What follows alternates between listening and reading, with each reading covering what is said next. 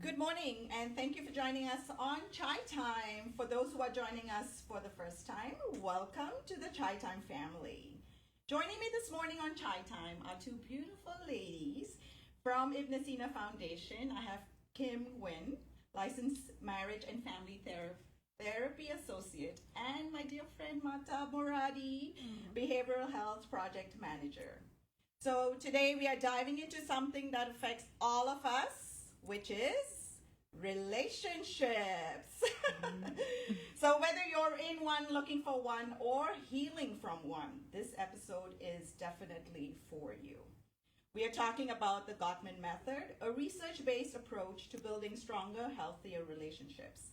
So let's understand it together and see how we can apply it in our lives. Good morning, ladies. Good morning. How are y'all doing this fine Monday morning? Awake. I was that. still. I'm way too awake. I don't know what it is. Love the energy. I want some of that coffee. The Vietnamese coffee. Yeah. That is strong, though. I can't drink that. I'm like, oh my God. I get, everything just stands up, lights up. All right, so before we dive into, a lot of questions, and I'm so, excited to really talk about this because I think it's so important, right, in relationships. So, Kim, let us know you better. So, tell us something about yourself. So my name is Kim. I am a licensed marriage and family therapist associate. I am originally from Houston, Texas, but I moved to Southern California to get my graduate degree. And now I am back, and Mahtab is my supervisor. And you're loving the Texas weather. I am loving it. A little bit. There's going to be a lot of fun and laughter on this show. Yeah. All right, so let's begin with defining the Gottman Method. Yeah, so with the Gottman Method, it's basically a method where it's very solution focused. There's a 5-to-1 ratio of happy relationships, and it's also a predictor for divorce if you have the 4 horsemen. We'll expand on that a little bit later on what the 4 horsemen are. What the Gottman method does is kind of gives you a lot of structure as you help couples navigate through what I call stuck points. And you help the couple have awareness of maybe some skills that they have learned that are not very conducive to relationship health. So that's kind of what the 4 horsemen refer to. These are kind of typical patterns that we tend to follow in terms of our approach to conflict. Yes. And so we want to help individuals become more aware of what they're bringing to the table, so to speak, and then retraining them on what is effective. So what I like about the Gottman Method is you don't just give the couple an open floor to complain and blame, and instead you help co-create a roadmap. And so essentially the clinician becomes more of a disruptor, a good disruptor that the couple system needs to create change. Okay. So if you want to go into or what is your next question? Okay. Are you guys ready to jump in, or you have some real relationships, some juicy stuff we can unpack? So what are the goals for this method? The goal is to build a friendship, build your love maps, create understanding about your partner or your spouse, and to build a foundation where you are respecting them, considering their emotions, and being intentional about your relationship. Yeah. And the idea being that when you give these new tools to couples, you free them up to make connection. Because in the beginning of every relationship, I always tell, one of my methods is when I first meet a couple in high acuity and distress, I ask them, can you tell me about the day you thought you were in love? Yeah. And I might spend the whole hour about that, because sometimes we forget what got us there. Yeah. And we don't have the skills or the tools to help ourselves. And we often go and repeat everything that we think we know from our parents' relationship. So in marriage and family, in our field, and as systemic therapists, we refer to that as FOO, so family of origin issues. So and part of relationship mapping involves raising awareness. And there's a funny thing, like, how many people are in your bedroom every night? At least 6, like both sets of parents. Yeah. Well, nowadays even more, because people may have like step parents. But are you really present in your relationship with your values and where you want to take this relationship in the here and now?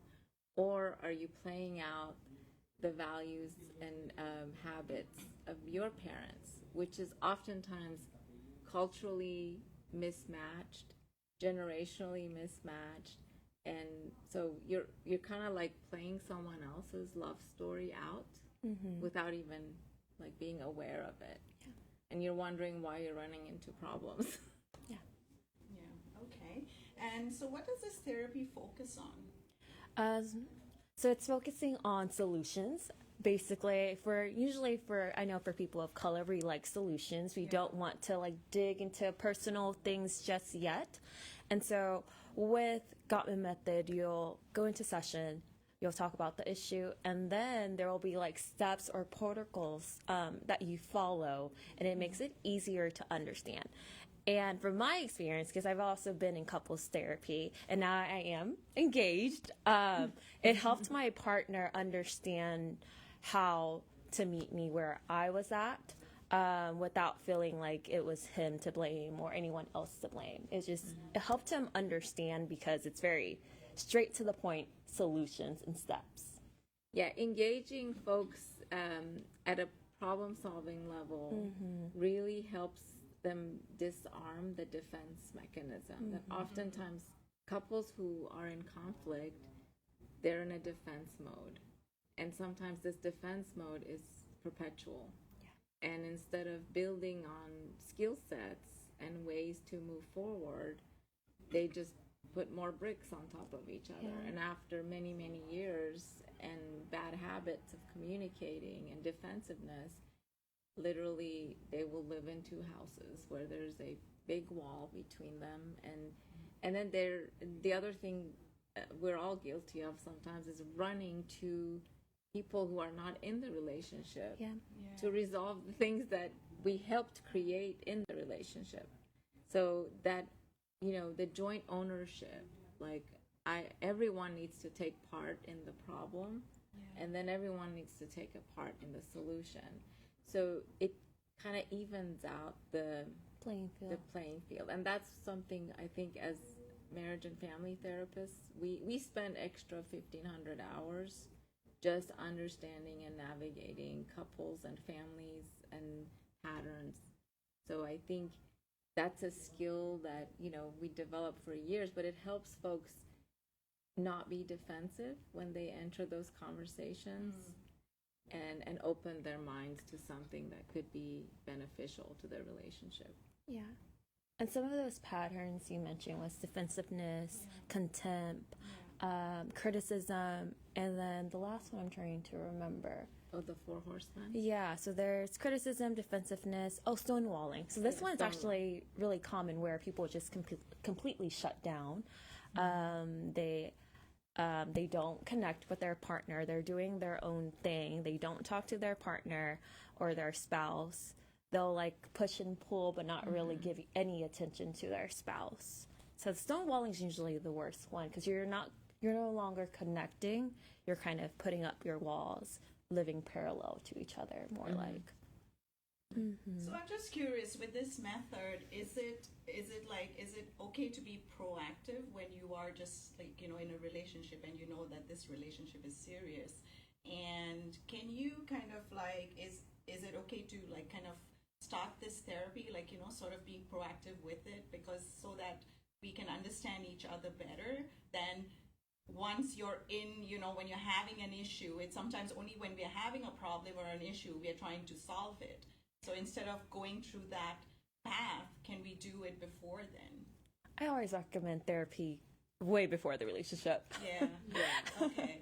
Because we are, if you think about it, we're always in a relationship. Yeah. Right. And this is the first one. Yes. We're the problem usually. And that's hard to admit. Yeah. Yes. And so what I think, especially with the four horsemen, that respect and recognition of how did I learn to be in a relationship? Mm-hmm. And are those parts of me that are problematic? Like, where could I run into some problems? And if we understand that, we can avoid so much headache once we are in a relationship. Yeah. So, yeah, I cannot emphasize, like, premarital counseling. Yeah. Even, like, I have some couples right now, they've been married just, 6 months. Yeah. They want to have things sorted out before they have children, because then they won't have the time or space emotionally to allocate to making the foundation of the relationship. So definitely, I think prevention is very important. Yeah. Yeah. And it's never too late, right? Because like I'm in my 50s, right? And now I have friends whose like kids are grown up just like mine, and all of a sudden we are realizing, the kids have left, right? They have started their own life. Like my son is married, so just realizing like, oh my God, now where's my relationship at with my husband, right? And it's like all of a sudden you feel this emptiness. And there's this just, you don't know how to fill this space, and everything keeps coming back saying, oh, I'm lacking communication with my spouse. I don't know what to do with this time. And there's so many of those things, like for the empty nesters. I think a lot of things start coming, into the forefront. Very common phase of life for divorce actually is when the kids leave, because we almost, all of us go through an identity crisis. Like, what are we now? Who are we now? I always recommend families to seek counseling during any life transition, because there's new things to talk about. Yes. Because things have changed. That version of your husband in your 20s is no longer. And whereas you find a lot of couples talking about their spouse and they giggle and laugh and at parties, like, I know this guy better than he knows himself. No, you don't. If we were stagnant, like, what happens to still water when it's stagnant? Not very good things. So if we truly believe that human beings are dynamic and, in the evolution of change and learning and growing, then why are we making those kind of statements? And when we say those type of things, our spouse is kind of frozen in that role. So we don't leave much room to grow with them. So even when we talk about our spouse and we talk about life transitions, one thing that therapy does very well is it gives you that art of flexibility in your thinking, so that you can be inclusive of your spouse at all the different changes in life. We call it the lifespan. So sitting down and talking about, okay, what does our relationship look like now? Even having that talk with, your adult son. The feeling of being important and needed and validated is a need we all have as human beings. So how does he need you now that he can pay his own bills, now that he has a wife? And that should be the focus of his life. We have a lot of mother-in-law problems, right? Not Lynn. We are using her as like the poster. It's because I'm far away. and she's like their biggest fan. But that's not common. I have people come crying. And they want to do PTSD work, and I'm like, what happened? Are you coming from a war or something? And I hear the mother-in-law thing. I'm like, oh my God, let's not traumatize the very important people that keep our children's heart. Okay, sorry, I got a little. That makes sense. Get back to your question. That makes sense. Do you want to add anything to that? Her mother-in-law is awesome, by the way, because we're about to get to know each other very well. That's Yeah, my mother-in-law is great. But yeah, Mahtab is right. Like we're dating different versions of our partner throughout our lifespan, and same with ourselves. Who we were but when we first started dating our partner is not the same person that we're going to date later on. And I think that's the best part about a relationship, is that it's not going to get boring because you're dating a new person every so often. So going on those dates again, I think getting to know them, this version of them that you're seeing now versus who they were when you were like in college and not the one. Yeah. Yeah, I know sometimes, like we say, we need to spark, like have that spark again, right? To kind of spice up our relationship. And many times I also feel that sometimes we miss the important part, which is the communication. So even for instance, like if we do go on a date, there's like we are just on our phones, right? We're on our devices, right? There's no communication, right? We've spent what 3-4 hours together having a good meal, but what conversation did we have? So we miss that, and many times we say, oh, let's go out and like spend time together. We don't have kids now; kids are grown up. Let's go and spend time. But then what happens is we are together, but we are still not together. We have nothing to talk. Kind of wired towards connection in relationships. So couples who take the time and the energy to live their full capacity as individuals also make better partners. Because being in a healthy relationship does not mean you're joined at the hip and you're sharing every meal. It's giving that person the security and the love and respect and that you have towards your contract as a married couple, but you also let each other breathe and you let each other have hobbies. And oftentimes I meet a lot of couples and there's this really strange control thing going on, like with both ends, women and men. Like if you have to spend that much energy in your head managing another human being, it's kind of impossible to be the best version of yourself. And if you're not the best version of yourself, and that's why earlier I said this relationship is the most important, it's very difficult to be a good partner when you don't like the person in the mirror. So especially with middle age and, like mid-30s people, when people come to me and they complain a lot and, 40 minutes of the session is about a person that's not there, I always say, what do we need to work on? Let's get rid of the guy. Would you still have these issues? A lot of times we're avoiding so much, and the relationship, the person becomes the punching bag. And nobody, and this is the other thing, like, well, he needs to do this for me. How about you do things for yourself? Do you want to be emotionally responsible for someone for the rest of your life? Who wants to sign up for that? That's a horrible idea. I can't even be responsible for myself some days. Right? Yeah. And then you give me someone with a different walk of life, with different values, and you want me to be, kind of take care of their emotional needs on every level. Like, it's impossible. So how are we trying to be happy and signing up for impossible things? That does not match. So Gottman gives us that structure. Yeah. What is happening? Where is your boundaries? Where are your ratios from positive to negative interactions? What are you doing to invest? I think we've talked about this before, your emotional bank account. I'm like, how are you going to withdraw? You're bankrupt. I was telling this couple I'm like, you're bankrupt. Do you know what I mean by that?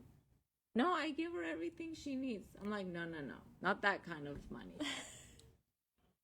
You're trying to get something out of this relationship and you haven't put anything in years. So I'm going to help you make some deposits. And sometimes I'll split them. I'll say, I don't want to see both of you. We're going to kind of sandwich in individual sessions to give each spouse, build their toolbox, give them confidence, make them less defensive, and then every few sessions go back and give it a go again. And then if it gets too rowdy and too much blame and negativity, then you're like, okay, somebody didn't do their homework. Let's go back and work a little bit on individuals. And that seems to work for me. Some people are like, no, you go do your individual work with another clinician. I kind of want to know what's happening in both areas and then bringing it back to the relationship.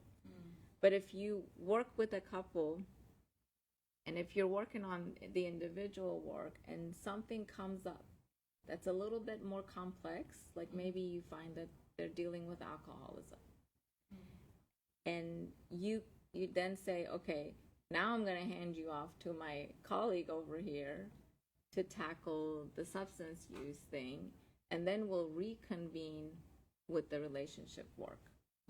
So as a clinician, you also have to kind of make those decisions with a couple. Okay. So how does this method approach conflict differently than, say, traditional relationship advice? I'm the hand that's in my time. That made me think. Oh, you mean my friend is more effective? I get to drink wine. You get what you pay for. What you're getting with your friends, with your aunties, with your sisters, is literally a projection of everything that they struggle with in a relationship, and you're the dumping ground. So don't be cheap with yourself. Yeah, you're not getting... We go to school for 8 years. Yeah. And we ourselves get... I mean, she's in premarital counseling. Yeah. I've clocked in over 400 hours on my family, kids, collective. Yeah, you get what you pay for. It's not even comparable. You can give reassurance. You can give a friend, say, I know you're having a hard time. But if you're a true friend, you say, here's somebody that could help you better. Yeah. And sometimes talking with a counselor is just better because you're getting someone that's unbiased. Yes. Versus with a friend, you can be like, yeah, dump him, and then you'll just dump him. But if you were to work on yourself, you'll maybe explore that there's deeper connection. I think with friendships, it's good to go to them to like vent, but it's never to like make your life's choices based on what they said. Yeah. And I guess as a friend, it's also good to give that advice. Like maybe you should go and see a professional, because I'm not in that position to kind of give you the advice, right? Like as a friend, that should be our duty to say that and do that, because sometimes we, in our minds, we're like, oh, she's come to me, that means I'm an expert, right? And maybe I can help her. But then we don't realize, we are causing more harm than doing more good. Yeah, and also as a friend, sometimes you're holding a lot of emotional burden as your friend is kind of venting to you. You hold that, and then when you do see them together, it's like, oh, I know what's going on, versus seeing the couple as a couple. You're now seeing, oh, he's a bad person, and he's doing this to her, and oh, she's doing this, she's being such a good person. So if you don't vent too much, they won't know too much, because the relationship is just two people and not two people and a friend that knows everything. So why is there hesitation? Like, is it because it's therapy is such a stigma still in society? Why is it that people are always so hesitant to kind of get into the therapy session, or say I'm in therapy, or because I feel that yes, there are. So a friend of mine came to me and said, a friend of her friend is going through a lot of a bad relationship, sort of. But it's like what I hear from her, it's like, you should really recommend her to go for therapy and but she's very adamant she does not want therapy.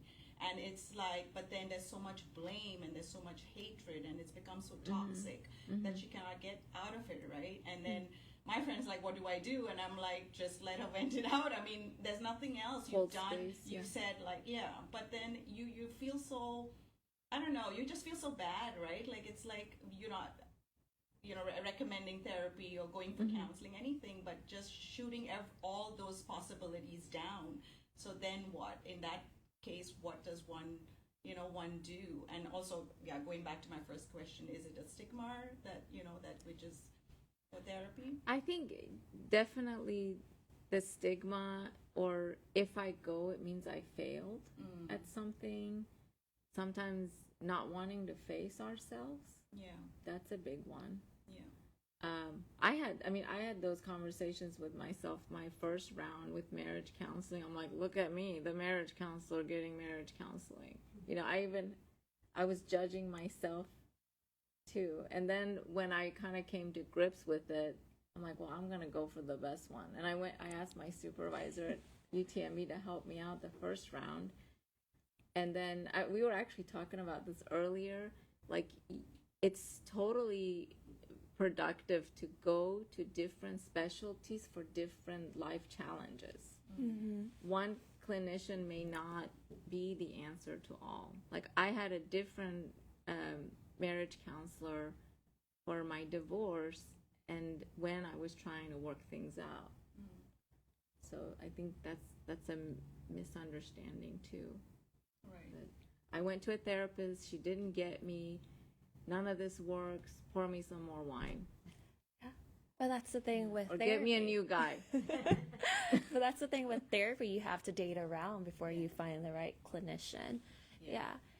Okay, let's go on a short break, and when we return, we will continue this conversation with Mahtab and Kim. This is Chai Time, 103.5 Hum FM. Welcome back to Chai Time on 103.5 Hum FM. I am in conversation with Mahtab and Kim. Kim is still smiling. I think she's enjoying the show. I'm going to retire. She's enjoying the Chai Time Girls company. Okay, so going back to the Gottman Method, Kim, in your practice, have you seen any couples transform their relationship by using these tools, and what changed for them? Yes, definitely, but also myself. Because when I did Gottman Method with another clinician, I got a male therapist because my fiance, I feel like they just listen to guys better for some reason. So I got a male therapist, and they did the Gottman Method, and it was amazing. He's a better communicator. He's not reactive. He's able to kind of share his emotions. And then for myself, I'm able to notice when I am getting defensive and to take a moment to kind of relax, think, and remember that at the end of the day, he just wants the best for me and for the relationship. So from my personal experience, it has worked. I love that. I think one theme of good marital counseling processes is the assuming the best in your partner. And these techniques really go hand in hand with that. That's such a good disruptor, because we have so many opportunities for miscommunication and to get in a defensive mode. Remember, we carry our grandmother's pain, our mother's pain, our girlfriend's maybe version of a relationship, maybe something we watched on TV, and we're all like so ready to be defensive. But if you say, I'm going to assume the best in this person because I have selected to be in this working relationship. And I say working relationship because some days your relationship is not going to be picture perfect. And those are the days you should show up your best. And what we find is the opposite. Those are the days we, throw every question at it, and we even have self-doubt. But those are the days to make sure you're doing your kind gestures toward your spouse, the reminders that what they mean to you. And we got this. Maybe we don't have it figured out today, but let's pause. There's the 7-minute rule. Like, if your conversation about a pretty heavy topic is not moving in the right direction, in about 7 minutes, that's a good indicator. You should table it because someone is emotionally not ready. Maybe someone's hungry. Maybe someone worked a 10-hour shift and they don't want to go into their emotional brain right this minute. It's okay. Make sure your spouse knows like what it means that you need to go for a walk. What it means that you need a day to think through things because they threw the kitchen sink at you and they're having 1,500 complaints and you're very, distraught about where to even begin problem solving, and that you need a pause to sort out what's important. I tell my couples it's okay to take a notepad and ask your person, like, can we have this talk? And then I'm going to jot down what's important. And then prioritizing. I think there's so many ways we can benefit from just learning different techniques. And then conflict is not a bad thing. No. Right? And Gottman Method teaches that too. Like, it's an opportunity to renegotiate the terms. Don't get stuck. Maybe the terms in 2025 look different than 2020. Dreams change. People change. Life happens. Yes. So the person we thought we were, the value systems we had, hopefully we're shaping up in the better. But we change. Yes. Right? If we don't change, we're going to be miserable. Yeah. That's so true. So is there a way to use the method even if a partner isn't on board yet? Yeah, definitely. Because you can practice with your siblings, your friendships. Most of the skills you learn, you can practice with the people that you're already in a relationship with before you're even in the actual relationship. Oh, wow. So for your sisters, Yeah, so guinea pigs, friends. practice, because everyone needs practice with their skills before they're in the relationship. Anyways, because if you think about friendships, there are some friends that you're really close with, and then some friends you're not as close with, and you want more connection. And so asking, what skills do I need to develop so I can build that friendship for what's more attuned to what I'm needing, and then you can apply that later on to the relationship or the marriage. Oh, wow. Yeah. In fact, those are your safe spaces. Yeah.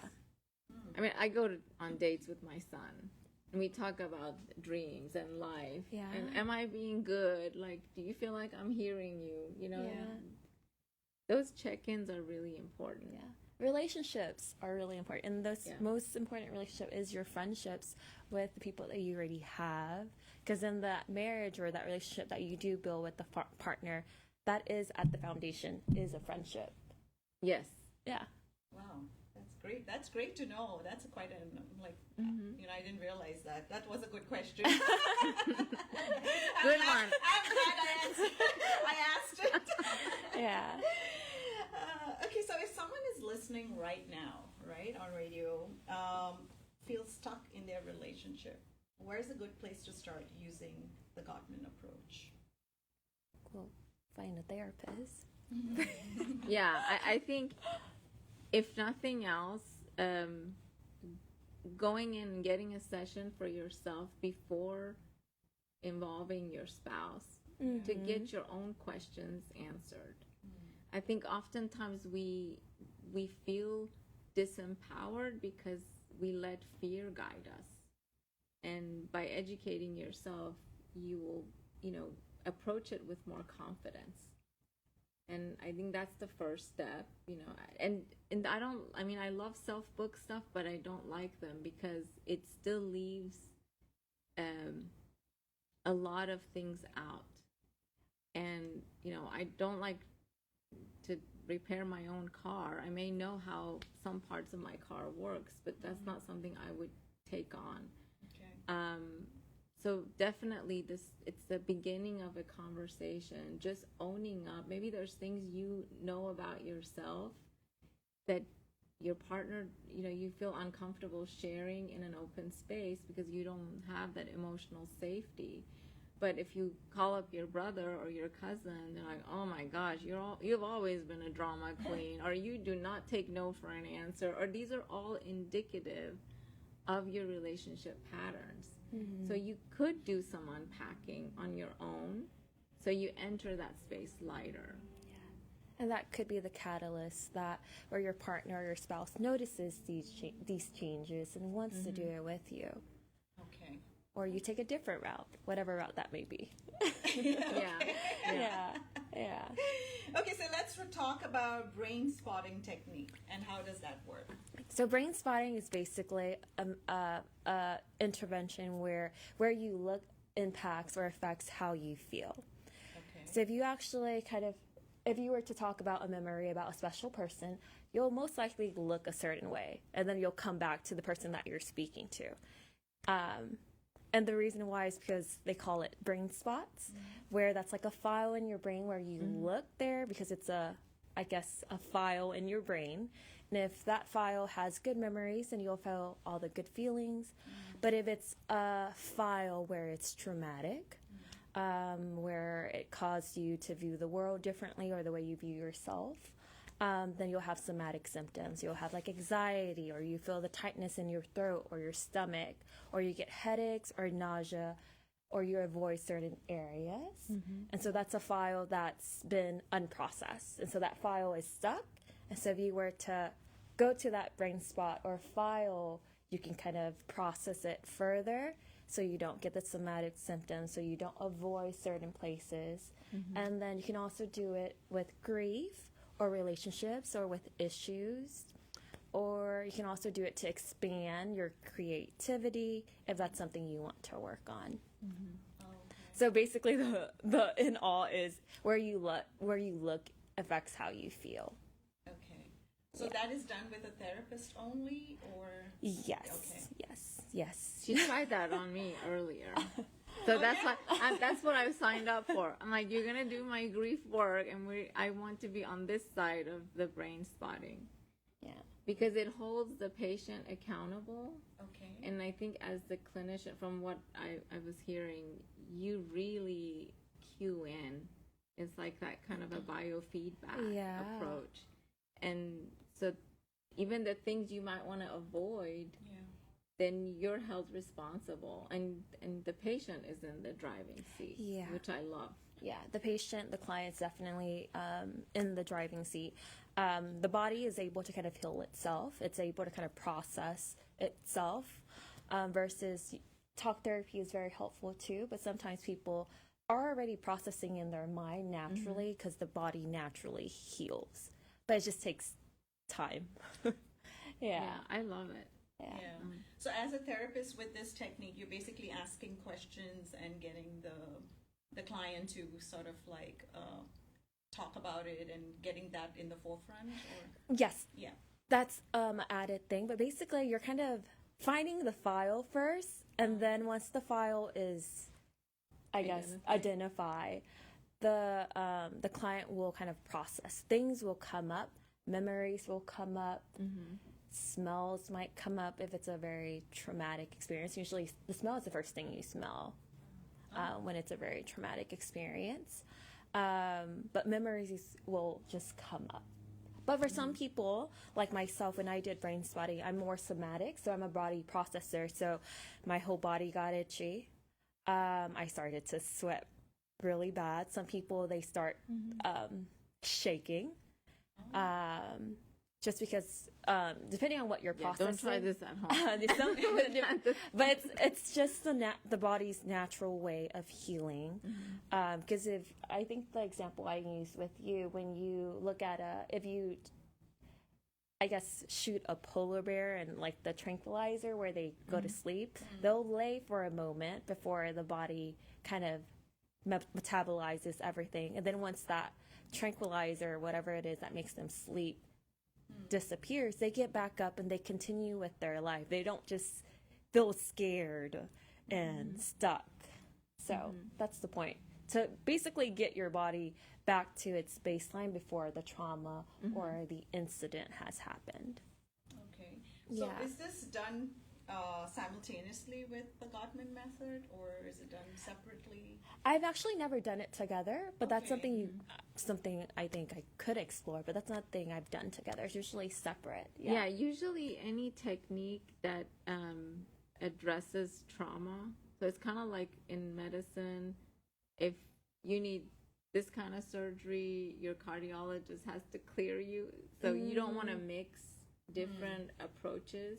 Okay. Relationship work is its own animal. Yeah, but there is brain spotting for couples Yeah. where they do it together. But you want to kind of prep them to get them to a point feeling safe to tackle something like that. Yeah. Yeah. So, I mean, like you said, for couples, I'm just like thinking, wow, that's pretty intensive, because if you're doing two people together, Yeah, yeah, it's pretty just intense. the thought of it, it's like, Yeah. wow. It can Yeah, be some good. couples, therapists only do interventions, like Yeah. in intensive work. Uh-huh. And it's like a half day ordeal. It is exhausting. Oh, Couples yeah. therapy, well, not at Ibn Sina, but most places is a little bit more expensive. Yeah. Because you're having to do so much more as a clinician, Yeah. managing two sets of emotions, Two families. traumas. Like, Yeah.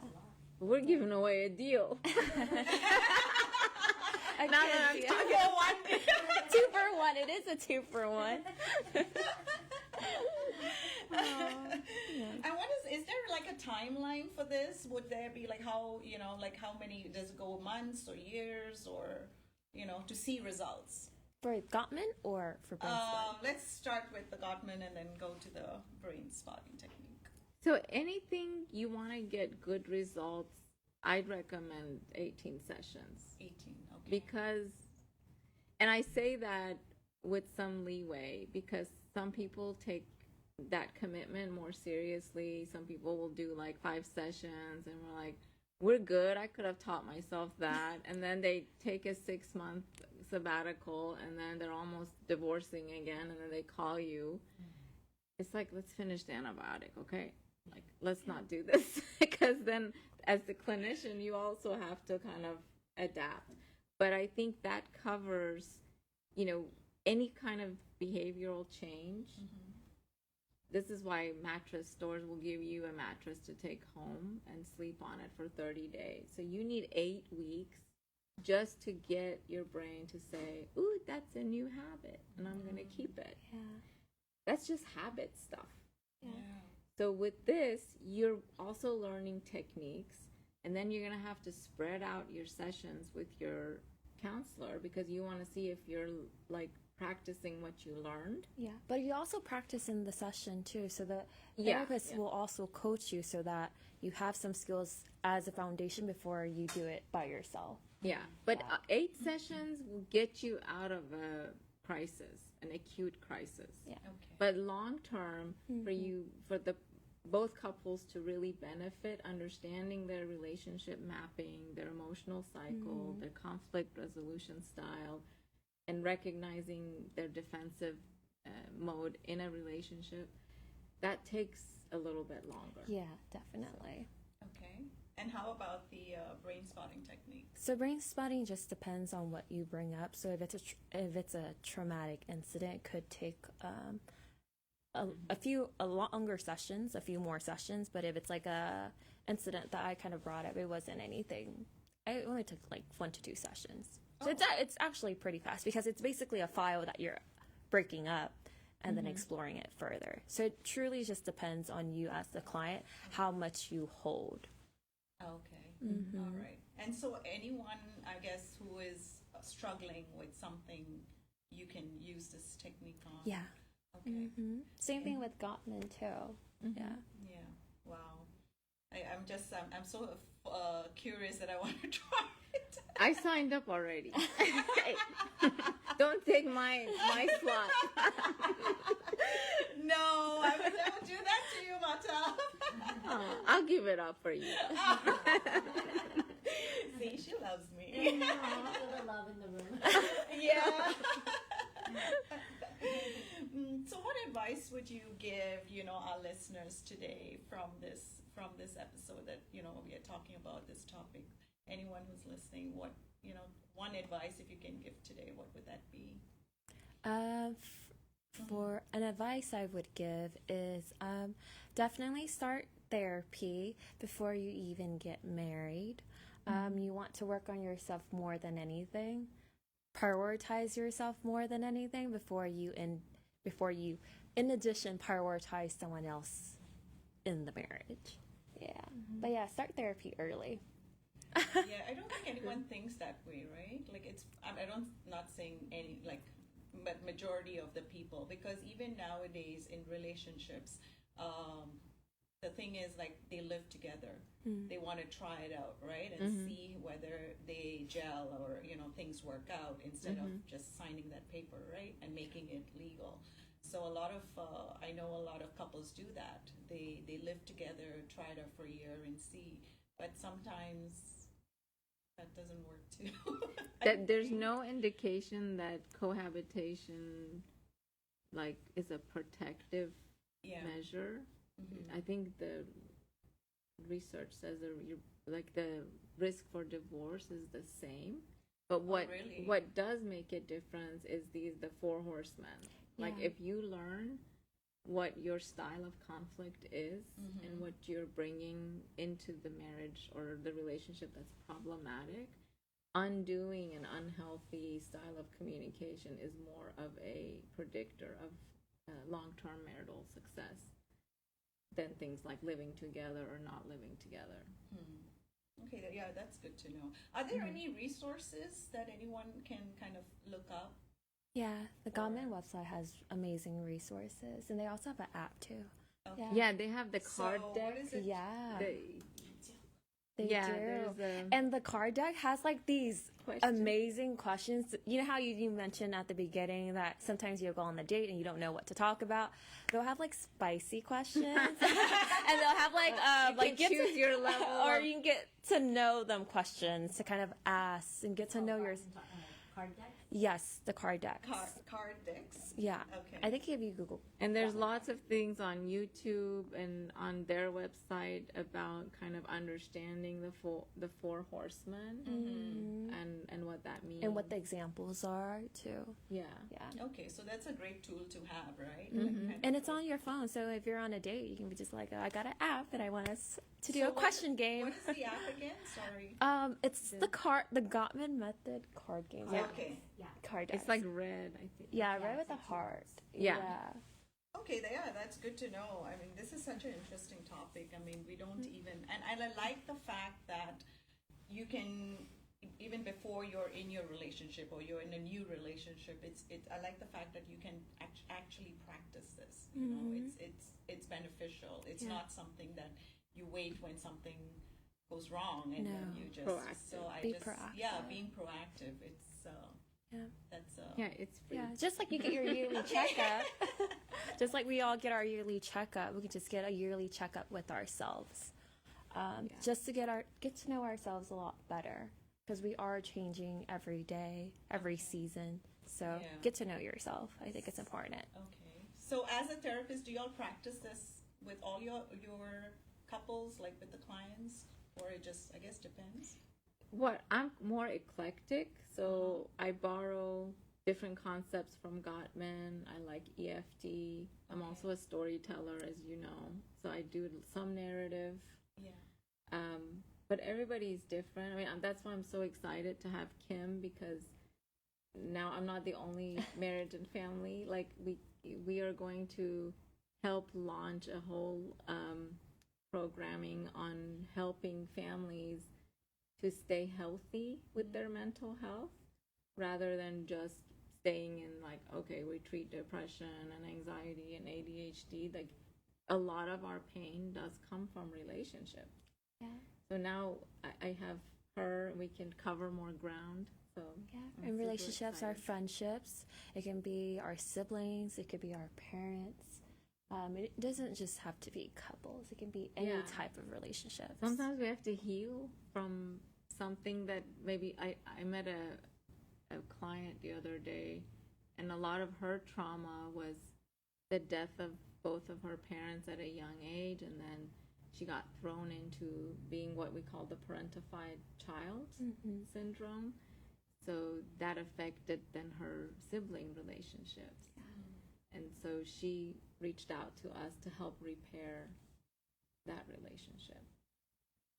So this also falls under, like, if the Sina Foundation is doing phenomenal work, especially relating to mental health and everything. So this is like just an added thing. Yeah, we're building a big, yeah, that's incredible.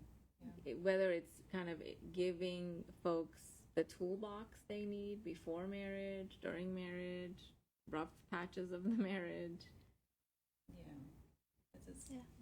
So that is great, because now, anyone who has, it's not only going through depression or going through anxiety, but it's all, they can go to Ibn Sina for counseling for their relationships as well. And it's so good to know that, relationship is not only between you and your spouse. It is with friends or with your siblings and things like that, because that also is a relationship and it's important. So Or sometimes our relationship with our parents hinders our romantic relationships because we have so much baggage or guilt or someone pulling on our heart and making us not emotionally available to the person that we're trying to build a connection with. Most importantly, it's like relationship with ourselves. Like it's that is, that is so many times, like sometimes when I'm like talking to people and it's always, they don't talk about themselves. It's like, they don't even realize that it's within them that, things are missing. So to kind of check in with yourself. What are your dreams? What are your goals? What do you want? And that changes, right? It does. It does. Therapy is very powerful in helping give perspective. If you're living the drama, it's hard to identify what role you play. But if you build that safe relationship with a professional and not be judged and know that it's not going to get used against you over time, when someone like Kim says, "Gee, Sasha, I noticed this keeps coming up. Like, what do you think?" Sorry. And then you engage curiosity. And we do really well when we're safe in a relationship. We think better. Yes. We know the answers. I love when you said we're designed to heal ourselves. And that's so true. We just need a navigation system. I think she's waving at someone. Any concluding thoughts before we end our show? You're worth it. Get help. Yes. Don't live life not being happy. Beautiful. Kim? Yes, you deserve it. You deserve all the love. And I want to say we are enough. Yes. Thank you, ladies. Thank you so much for joining me this morning. It was such a great conversation with y'all, and I always enjoy Mahtab coming here. I'm always calling her Mahtab. Thank you. And thank you, Kim. It was such a pleasure talking to you. Thank you for meeting having you. me. Yes. Learning a lot from what you taught us today. Thank you. Thank you, listeners, for spending this hour with us. If you weren't able to tune in for this incredible conversation on the Gottman Method, please download our Chai Time podcast, which is available on Apple Podcasts and Spotify. You can listen to this and all other previous episodes. We would love for you to share this with your friends and family. Thank you again, and thank you for your love and support. Signing off, Chai Time 103.5 Ham FM.